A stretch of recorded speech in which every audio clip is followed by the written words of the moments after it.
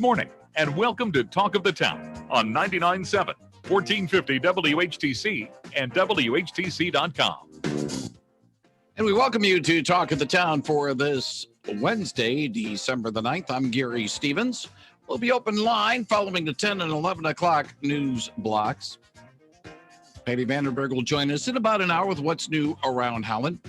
And in our second half hour, we'll have A.J. Westendorf from Escape Ministries join us for his monthly update on what Escape Ministries is doing for the youth in our area. But our first half hour, we're going to spend some time with a man who has been very much visible over the last 6 weeks or so. But I think he knew that he was going to have to be visible over the span because of the November 3rd general election. He is the Clerk and Register of Deeds for Ottawa County, Justin Roebuck. He joins us via the Zoom connection. Justin, good morning. Welcome back to WHTC. Good morning. It's great to be with you again, Gary. And if you have a question for Justin, not only about elections, but clerk duties and Register of Deeds, we've been talking about, let's just say, some rustlers trying to get the deed to the widow's land that the old Westerns used to do. We'll talk about that with Justin at 395-1450, 395-1450. I think our news anchor, Peg McNichol, would probably be very sympathetic to what you had to go through last week when our friends from College Hill over in Grand Rapids asked you to fact check the House Oversight Committee hearing involving Rudy Giuliani about some of the claims that were made by him. And you were saying, wait a minute, this is that and that. Peg does that all the time with us. And I think you had a little fun with that too. Well, yeah, absolutely. I mean, I think one of the challenges we've had over the past several weeks is just making sure that our voters get the right information. And, I think it's really important that we, hold hearings and address problems and address issues that came up during the November 3 election. I think it's really important for us to engage on that level. But I also think it's very important to be truthful with our voters about what did happen and what the problems were. And so, we spent a little bit of time in real time, just sort of laying out some facts and some ground rules on what election law is and how it works here in Michigan. And I think that was important to get the facts out from the law perspective or from the election administration perspective too. And a lot of the discussion was about a certain voting system, the Dominion voting system, which was not in use in Ottawa County. And I don't think Bob Janetsky has it in Allegan County either, but other areas do. And that's been a bone of contention nationwide since over the last 6 weeks.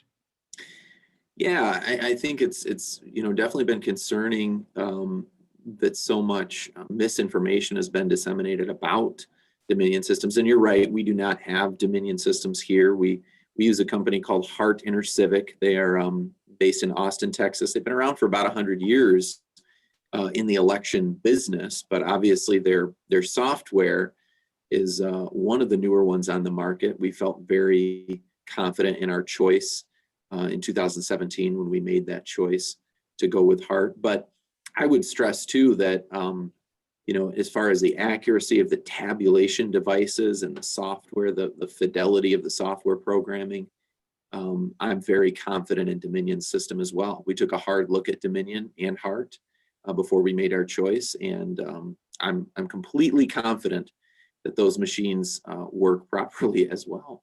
Now, you are doing a post-election audit, and that's been moving along pretty well, hasn't it? We're about to embark on the post-election audit. Actually, it's going to be beginning next week. And we'll definitely forward you all the details of that as well, because we want the public to be aware of when and where that's happening. We're going to conduct the audits here at our Fillmore office in the kind of the main conference room area of the county. But we're also working on ways that we can live stream parts of the process just to make sure that everyone is able to participate and see what's happening. Post-election audits, I think, are a really important part of the process, and we want everyone to see what we're doing in that.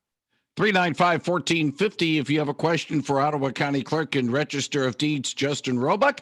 And we do have a call. Good morning. You're on the line with Justin. Good morning.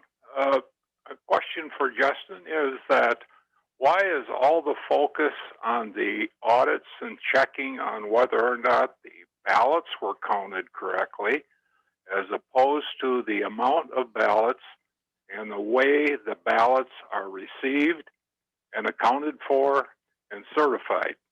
And I'll listen for the answer and I'll hang up. Thank you very much for the call, Justin. Yeah, I think, you bring up a good point. I think both areas are important. The audit obviously happens in Michigan. The audit happens post certification. That's by statute. And it's very important to check and see not only procedurally what things may need to be improved in our election preparation process, but also afterwards, after the fact, to make sure that our ballots counted correctly.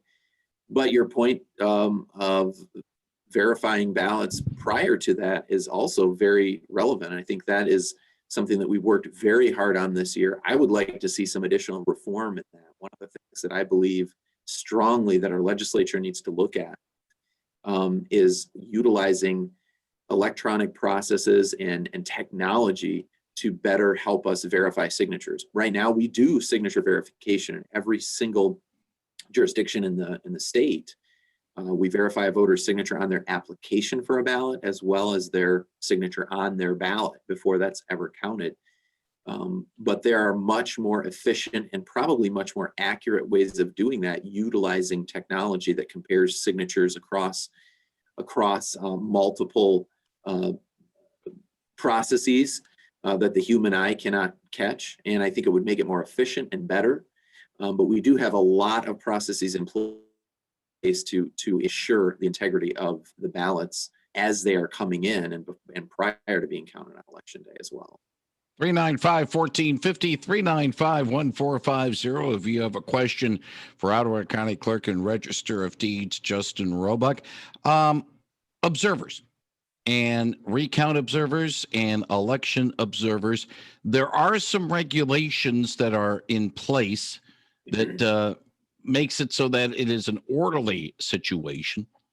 And sometimes, and to be honest with you, some of the complaints and some of the criticism that has come on over the last 6 weeks, because maybe not fully awareness of the process itself about an election observer. But the other thing is, and maybe you can clarify this for us, is some of the observing guidelines had to be put aside a little bit this time around because of COVID-19 regulations? Well, yeah, I mean, I think to your point, Gary, absolutely. I think there's a lot of confusion about the process where observers and challengers came in.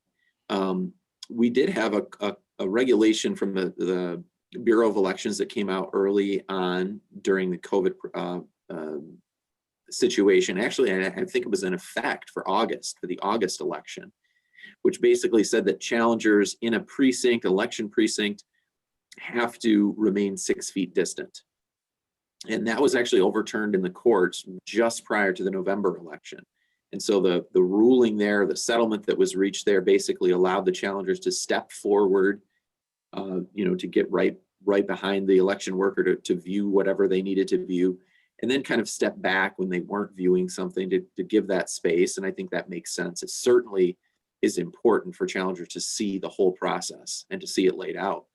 But I think in certain areas where we had, for example, in the TCF Center in Detroit, where there was such a large, obviously it was a big place, but there's a whole lot of people in there, not only doing the counting processes, but also challengers from the Republican Party, from the Democratic Party, and then independent challengers as well.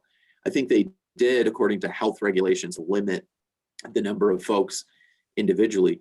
In a precinct, the statute says that there can be no more than 2 challengers per political party in an individual voting precinct. So there are rules in place set in the state statutes that we have to adhere to for our challengers. And I think, honestly, that hits on one of my biggest concerns and something that we need to change legislatively. I think we need to have mandatory training for our challengers, because it's not fair to the challengers either to ask them to observe and challenge a process that they really haven't been fully trained on. The political parties do some training, and they do good job at one angle of the training, which is from the political party perspective and what they are asking folks to do in the precincts. And I have no problem or issues with that. But there's also a whole other body of election law that a challenger may not understand what's happening in front of them in a precinct. And I think that was the cause of a lot of confusion after this November election.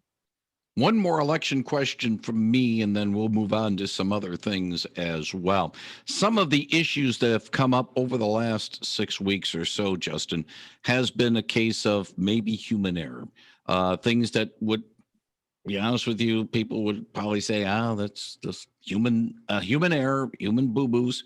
That comes with any human endeavor. But now in this politically charged atmosphere, it just seems as if these human errors are now, take a different view. Oh, it's fraud. It's a scam. It's a setup and all that. And it's just human error. I don't, to me, I just looking at it as a layman, sometimes you gotta make allowance for people being people. Well, yeah, I mean, and as an election official and an administrator, I mean, we strive very hard for perfection, right? But we also recognize it is a human process, and in every human process, there are going to be elements of that. And I think that's why it's so important to emphasize the checks and the balances. Some of the human errors that have occurred in the reporting process, for example, those were caught immediately. And even if they weren't caught immediately, they would have been caught in the canvass and certification process, because we have all these steps in place where we have another set of eyes and another set of eyes and another set of eyes looking at the data and looking at the results. And that is why it's so critical, because you're right, humans will make errors. That's because we're humans. And so we need to have those protections in place in the law that allow us to correct those. And I think that's really a really good point. Peg has a question in a moment, but before that, let me get to a caller. Good morning. You're on the line with Justin Roebuck. Yeah, hi. Just Justin, to commend you on your live tweeting the other day of the hearings that were going on. It was interesting to watch. It was very, it wasn't, I don't say humorous, but it was just very good to see immediate responses to some of the stuff that was being thrown out there as air quotes truth. And I hope that each of our representatives in the state are listening to the suggestions that you and the other clerks have had regarding ways to make changes. I mean, I think every election season we complain about this or that, or the Electoral College and all this kind of stuff. And the time to complain is not then. The time to complain is the day after the election, because you still have 2 years or 4 years to make a change. So I hope that Brad Slaw and Jim Lilly and all the other Nesbitt, and I hope all the others are listening, that they can, listen to some legitimate changes that you've requested, because I have gotten more emails and videos of Dominion hoaxes from people that I really used to respect a lot. But I think that the gullibility of people to believe absolutely anything nowadays is it's very discouraging. So I commend you for your logical steps forward each day to make it happen. And I'm a solid Republican, and I just love seeing what you post, because you seem like there's a bit of sanity left right now, and I appreciate that. So keep up the good work. Thank you very much for the call, Justin. No, you're not going to pay that caller for that call. I appreciate the kind words, and I'm a solid Republican as well. And I think, obviously my job is not to be partisan in what I do, but I'm an elected official and I am a Republican. And I think, to the caller's point, we do have a really great window of opportunity right now to make some really positive changes.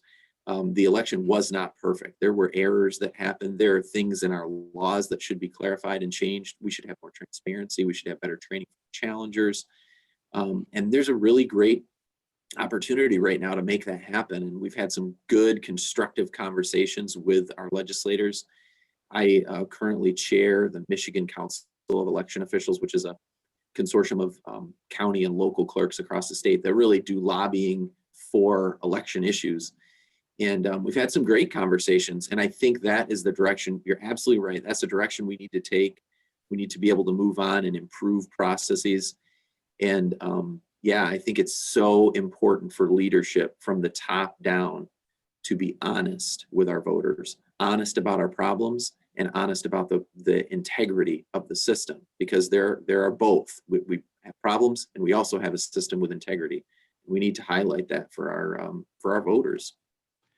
Peg McNichol has a question from the WHTC newsroom. Peg? So one thing that I noticed in reporting over the last year with election issues and even in previous years, if anybody does decide to mess with election results, they get caught pretty quickly, don't they?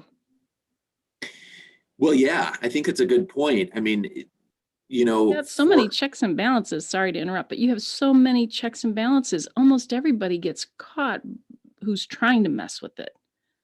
Well, and I think, yeah, one thing I say a lot to voters and to our team even is, human error is a part of the process that we were saying earlier. But one of the great things about the transparency of elections right now, our results are posted, in essentially real time, as quickly as we can get them up there on the web. We've got thousands of eyes looking at our results, thousands. And, the Antrim County situation where that was, again, a human error that resulted in incorrect reporting of results, that was caught by a resident who was on the website and who something didn't seem right. And he called the clerk's office. And, I think that's so important, because not only do we have all these legal checks and balances through our board of canvassers and the certification process, but we have people out there who care about the process, our residents who are looking at this as they should be, and I thank them for that. So that's one great thing, to realize that we're all in this together. Obviously, it's our responsibility to get it right, but it is very helpful to have that transparency, because as you said, Peg, people catch things and it's caught quickly. Well, and somebody who does try to manipulate election results faces fines and jail time.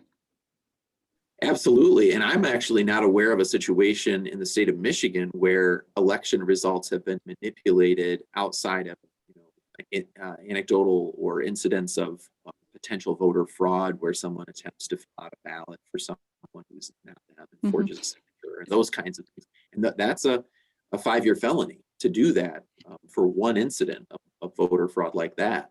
And those instances have been prosecuted. And will, I'm sure, continue to be prosecuted, obviously. But yeah, manipulation of the data is not something that we have seen. It's certainly something we work hard to prevent. And I will say, too, that we have worked really closely this year with Homeland Security and with CISA, the agency that's kind of in charge of the cybersecurity end of elections for the federal government. And they have done a phenomenal job. And we get daily communications from them, still daily communications on updates to software that would be important for any computer. I mean, just my personal laptop that I'm emailing back and forth with. Our programming computer is never connected to the internet, but we get a lot of helpful tips, poignant information. We're on monthly conference calls with them leading up to the election. So there's definitely a lot of eyes from the FBI, Homeland Security, on that end of things, on the actual manipulation process. And I'm not aware that it happened. Justin, I do want to bring upon this point, because we are under the current restrictions by the State Department of Health and Human Services. We've reported during our particular newscasts about the Allegan County District Court, the 57th District Court, being closed for a week and a half probably because of a COVID-19 outbreak. What about the Ottawa County offices, most notably the Clerk and Register of Deeds offices? How are your operations handled right now? Yeah, we, obviously it's been a challenge for all of us, everyone in our country right now with COVID. Currently, the entire Ottawa County operations are by appointment only. The clerk's office has been by appointment only for several months now, and it's been working overall really smoothly because it's allowed our staff partially work from home. So we have two different teams. We have a team of folks working from home and a team in the office, and those teams rotate. But it allows us, in the event of a quarantine or, positive case within our office and our teams, to be able to manage that customer service end of things. And so that's really the most important thing for us, is to keep our team healthy so that we can keep serving our community, but also to keep our customers healthy as well. So we've, allowed for time in between appointments briefly so that we can clean everything down, wipe everything down for the next customer to come in. And it's worked pretty well over the past several months. There's a lot of services that are available online.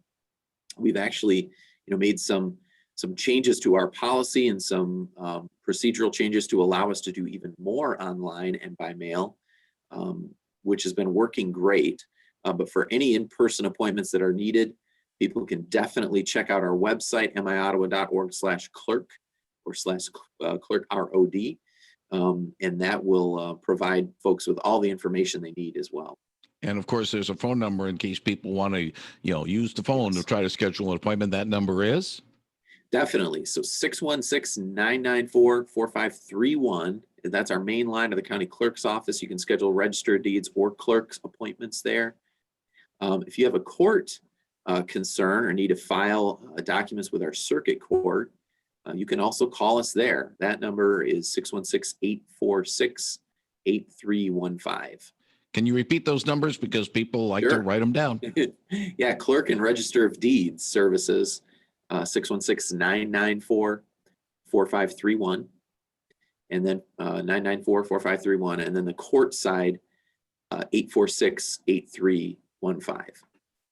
With that, we button up our conversation for this month with Ottawa County Clerk and Register of Deeds, Justin Roebuck. Justin, thank you very much for your time and for your thoughts as we go along, and not only the never-ending election process, but some of the other things as well. Wish you and your family a safe and blessed holiday season, Christmas and New Year's. And if all goes well, we'll do this again in January. Thank you, Justin. Sounds great. Great to be with you, Gary. Merry Christmas to you guys too.